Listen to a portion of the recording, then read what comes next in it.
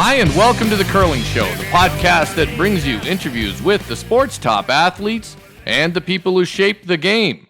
Brought to you by Fit to Curl, a sport-specific guide to training for the world's greatest game, by 2010 Olympic gold medalist and 2011 Capital One Canada Cup of Curling champion and Team Martin third, John Morris. With some help from me, Dean Gemmell. There's still time to get copies for the curlers in your life and time for the holidays. You'll find them at your favorite pro shop or at fittocurl.com. He was the 2009 M&M Meat Shop's Canadian Junior Curling Champion, but the new line on his resume is skip of the team that won the Challenge Casino de Charlevoix. Brett Gallant, welcome to the Curling Show. Hi, thanks for having me. Hey, so just when I was about to relegate you to a pool that includes former Canadian Junior champs Mert Tomsett, Kyle George, and Bill Jenkins, you win a spiel with a tough field. So what's starting to work for you? Well, we have a bit of a new lineup this year. Brought back Alex McFadgen, who played junior with me throughout the years, and Eddie McKenzie joined our team as third. They had a tough year at the Briar last year, and so it just kind of a new lineup seems to be working for us. We had a slow start to the year, kind of trying to figure out our roles in the team, but it's coming together now, I guess.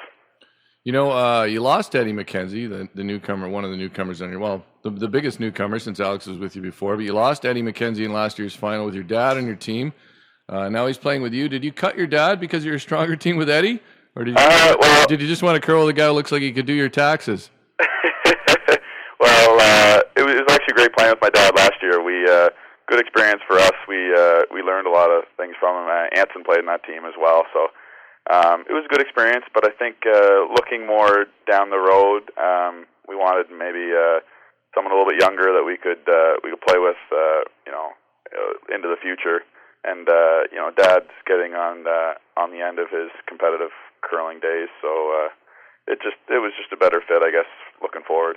Poor Dad. Jeez, I don't know. Hey, actually, I got to tell you, how old is Eddie? Because there's nothing in his bio. You say he's younger.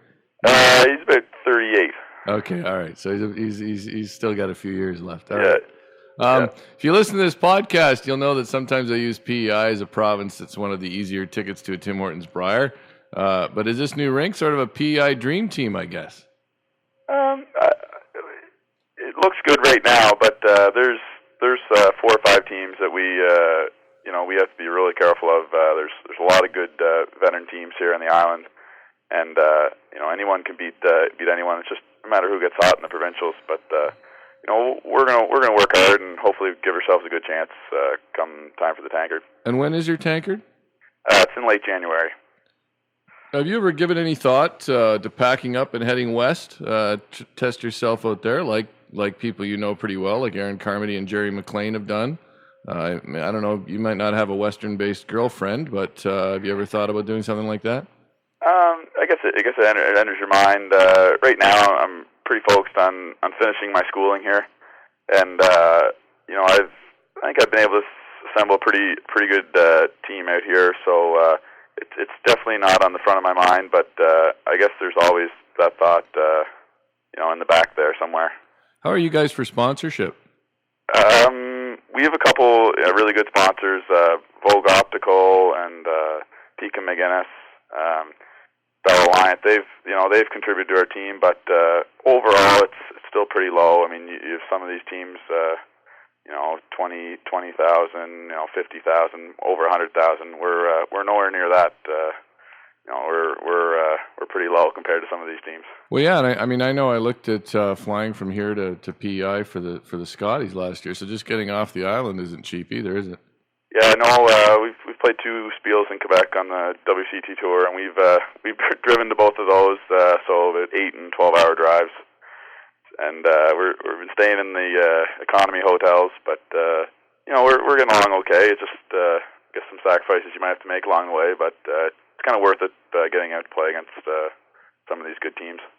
Well, good for you on the economy motels and driving. That's what you have to do, I guess. Hey, you have the record for the most wins at the M&M Meat Shop's Canadian Junior Championship. How valuable was it to be able to play in that event for so many years? Oh, it was great. Good experience. We played against a lot of great teams, and I think over the years we just we were able to realize, how the week works, and it's a long grind, and going through that so many times definitely helped us. We had a lot of great years there, so it's definitely helpful. We played against some great teams like Braden Moskowitz and Charlie Thomas, some really, really good junior teams. Yeah, I was going to say, I mean, you've got, you've met and played against guys from coast to coast now, and some of them guys who are playing hard on tour right now, so that's got to be pretty valuable. Hey, if you could find sponsorship dollars, would you consider, you have a good team right now, so you're not going to say this, I don't think, but would you ever consider the Brad Gushu model and try to bring players out to PEI? I guess it's always an option. I'm obviously really happy with the team I have now. But our team here where we are, we'd like more sponsorship dollars, so we could go out west. So you could travel, yeah. Yeah, I'd be happy taking this team on the road because they're a great bunch of guys. But I guess it's always in the back of your mind. You could assemble people together, but I don't think there's a huge need here as long as you have 4 guys that are committed to working hard. So Eddie McKenzie came back from the Brier last year, I guess, and just decided that beat you in the final, great, but he can see that the next level is a big step up, and that's when you guys started a discussion. Yeah, I guess you must have seen some potential in our team, and we saw Eddie is a pretty good fit. He can throw the big weight for us, and he's pretty calm demeanor out there for the most part. So he brings some experience to our team, and it's a good fit so far. We like playing with Eddie, and we've had a lot of fun so far. In 2009 at the World Junior Championships, you cruised through the round robin but lost in the final. Did that loss take a bit out of you? Yeah, it really sucked at the time. I mean, we had a fantastic week, and we actually played Rasmus Stern in Denmark. That was our 3rd game against him. We played him in the final, and we won a couple close games against them throughout. But they're a real solid team. Then I think it was their 5th time at the Worlds or something like that, and they've gone on to actually continue having quite a bit of success. So it was a good team we lost to. Obviously, we really wanted that last game, but looking back, we still had a pretty good experience out there. Learned a lot. So. Do you ever talk to them? No, I haven't really talked to them since, but you follow them a bit, and they've been having some good games. Yeah, I mean, they're a solid team. I think I talked to Braden the other day and talked to him about the fact that when you do go as a young player and go play in a World Junior, you see how good the players from other countries really are. Yeah. And I saw Rasmus Stern at the Sun Life, and they looked very solid now, actually, but I was wondering how he lost to his dad last year. Actually, that's really what I want to know. Yeah, that was a surprise. I think even his dad mentioned that he might have been surprised beating them. But no, our year at juniors, there were some great teams there.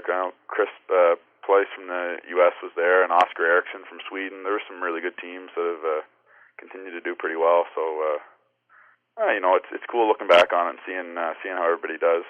Obviously, we're hoping to continue doing well as well. So. I think after Tommy Stern beat his son, he should have ordered a redo and done it again. He said, you know what, something went wrong here. We're going to have to play this again so you guys can go because it was not good. It didn't turn out well. No, you could have. Well, you can make a lot of money betting against Tommy Stern last year at the Worlds, but if you wanted to. Although by the end, you had to lose by about 14 to win any money, I think. But hey, the mixed, you played in that recently in beautiful Sudbury, Ontario. How was that experience? Oh, it was awesome, awesome time. They put on a great event for us out there. We had a lot of fun. We had a little higher aspirations going into it, but there was a lot of great teams that kind of settled on the top of the leaderboard, and we ended up being 1 game out of the playoffs. So it was a lot of fun. Would you do the mixed again? Yeah, it's different because it throws a wrench in your cash bill schedule, right, and stuff like that. But we got to play on really good ice for about 13 games out there, and that's something we don't really get in the East Coast a lot. Is fantastic ice. So I think for Anson and I, it might have helped us, if anything, just to get used to those ice conditions because we had very similar ones when we played in Quebec just a few days later. But made for a long grind. I think we figured we played about 24 games in 15 days, which is quite a bit, and maybe more so for Anson sweeping all those rocks. But definitely makes for a long few weeks. We'll have to give credit to Tom Leonard at the Sudbury Curling Club. I think he made the ice for that, right? It was fantastic. Yeah, it was. It blew away my expectations. Yeah. Hey, what's next on your schedule?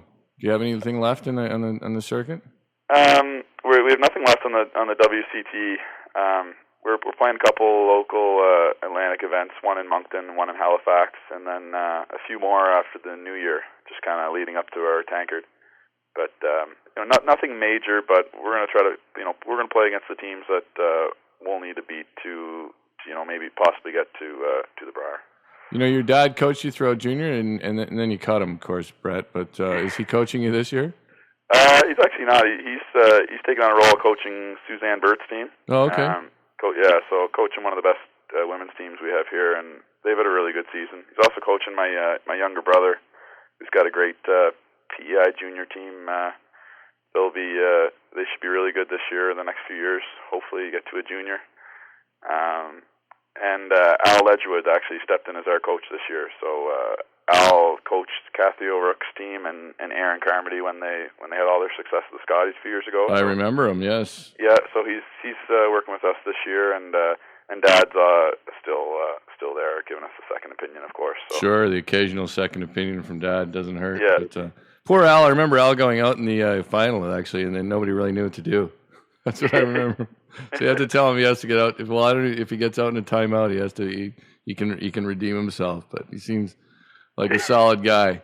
I just remember that game against Jennifer Jones. They went out there and nobody. And then he left, and everybody said, "What? So what are we doing?" So it was a classic coaching moment. Yeah. No, Al's a great guy at just getting us prepared for stuff. He's got a lot of years of wisdom in that head of his. So we're really liking to work with him so far.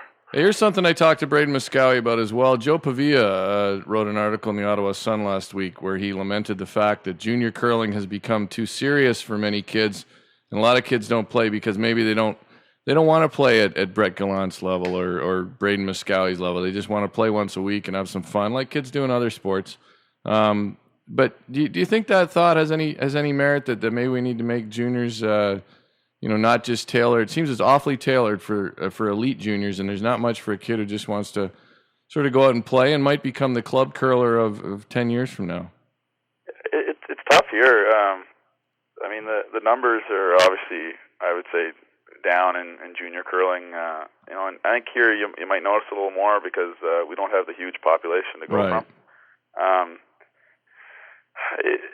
I see where he's coming from because you typically get a few teams battling for the top and the competitive, and then you have some teams that sign up and they get drilled, right? They do, and it especially for young people. I mean, it's not real inspiring to go out there and get hammered every game, but right.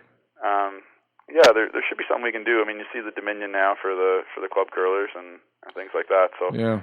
I just think it's a good point. I think people should check out the article. He said, there's probably, you need some leagues, I think, for kids that are just fun, go out and crank music and don't let parents in and stuff like that. But, not everybody's going to be a talented curler. That's the other thing, right? I mean, not everybody's athletic enough to be really good and whatever else, but we need to make sure some of those kids at least enjoy the game a bit. We need to build a sport not just for competitive athletes, but also just for recreational, because you see that with every other sport. There's two levels, and well, I'm a big believer that the competitive game does help the grassroots level too. I mean, if you have people, I'm sure there's kids playing because they saw you win a Canadian junior final. So I don't think the two are not related. But it's an interesting take. Joe Pavia's article in the Ottawa Sun. I'm giving a little bit of a plug because I thought it was good. Yeah, no question. I definitely see that. I definitely see that being relevant, yeah. All right, Brett, I finished with a run back. I'll give you a topic, and you'll give me your thoughts in 1 to 3 words. Okay. Beating your former teammate Adam Casey in the final in Quebec. Very sweet. Very sweet, eh? How does he like playing for Brad? I think he's got to like playing for Brad. Yeah, it's a pretty good deal, really, isn't it? So, yeah. Bruce Rainey's Compass News program. Pretty awesome. Pretty awesome, Bruce Rainey. Bruce Rainey's a quality guy, actually. I have to admit, I've never seen him do the Compass News program on CBC, but you're going to go with pretty awesome. Does a solid job, Yeah. I think he's a terrific broadcaster, not just because he mentioned this podcast on the broadcast, but I think he does a really nice job. Picking the winners at this week's Capital One Canada Cup. Oh, man. Martin and Holman. Well, all right. Yeah, I mean, it's just impossible. I tweeted last night that, a team at that thing could go 0-6 and a good team and leave thinking they suck.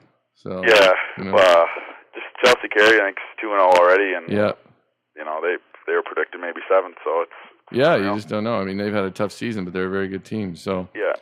How about Paulina Gretzky's shuttered Twitter account? Never heard of it. Oh boy, he's playing dumb on that one. He's never heard of it. Doesn't follow that, of course. Young guy, no interest. The coordinated effort by banks around the world to remedy the debt crisis. Too busy curling to care. Oh boy, you missed that too. Baseball caps. What about them? You're still wearing one?